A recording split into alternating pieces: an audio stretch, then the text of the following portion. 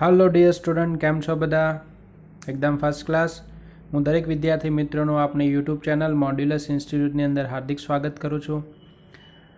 આમ તો દરેક વિદ્યાર્થી મિત્રોનો ખ્યાલ જ છે, ધોરણ 10ની દરેક સબ્જેક્ટની બ્લુ પ્રિન્ટ આવી ગઈ છે. તો આજે આપણે ધોરણ 10 વિષય ગુજરાતીની બ્લુ પ્રિન્ટની વાત કરવાના છીએ.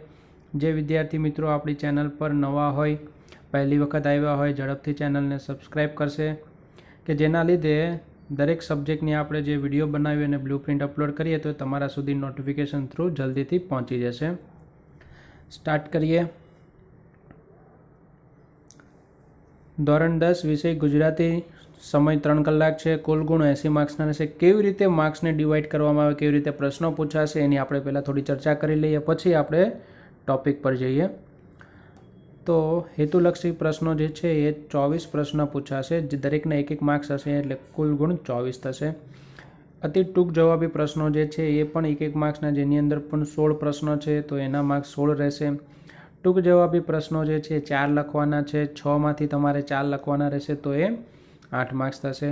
લાંબા પ્રશ્નો જે છે 10માંથી 7 લખવાના છે, એના કુલ ગુણ 24 રહેશે. અને નિબંધ જે છે એ હંમેશા પૂછાય છે, દર વર્ષે 2 હોય છે.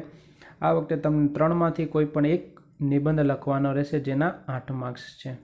તો આ રીતે કુલ પ્રશ્નો 52 છે અને એના માર્ક્સ 80 થશે.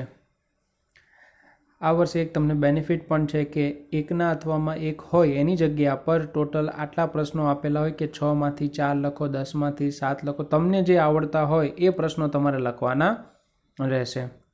આગળ વધીએ આપણે. કેવી રીતે માર્ક્સ ડિવાઈડ કરેલા છે તો જોઈએ. તો ગુજરાતીની અંદર ગદ્ય વિભાગને 20 માર્ક્સમાં ડિવાઈડ કરવામાં આવે છે, પદ્ય વિભાગ પણ 20, વ્યાકરણ જે છે એ પણ 20 અને અર્થગ્રહણ અથવા તો લેખન એના પણ 20 માર્ક્સ રહેશે. હવે તમારા મનમાં થશે કે અમુક ચેપ્ટર ગદ્ય વિભાગમાંથી, પદ્ય વિભાગમાંથી અમુક ચેપ્ટર જે છે નીકળી ગયા છે, અમુક કાવ્ય નીકળી ગયા છે, તો એની અંદરથી કોઈ પણ પ્રશ્ન પૂછાશે નહીં. વ્યાકરણ વિભાગ અને અર્થગ્રહણ અને લેખન જે છે એ જેટલું આપેલું છે એ કમ્પ્લીટ એની અંદરથી પૂછાશે. આઈ હોપ કે તમારા સુધી માહિતી ક્લિયર પહોંચી ગઈ છે. જે વિદ્યાર્થીએ આ પેપરની બ્લુ પ્રિન્ટ જોઈતી હોય PDF ફોર્મેટમાં, તો નીચે ડિસ્ક્રિપ્શન બોક્સની અંદર જઈને તમે PDF ડાઉનલોડ કરી શકો. ત્યાંથી તમને પણ PDF આની મળી રહેશે. આ PDFની સાથે સાથે પ્રશ્નપત્ર પણ આવેલું છે, તો એની પણ તમે પ્રેક્ટિસ કરી શકો. જો બીજો કોઈ પણ તમારા મનમાં પ્રશ્ન હોય તો તમે અમને પૂછી શકો છો. તમે લોકોએ આટલો સમય આપ્યો બદલ ખૂબ ખૂબ આભાર. Thank you so much. જય હિન્દ, જય ભારત.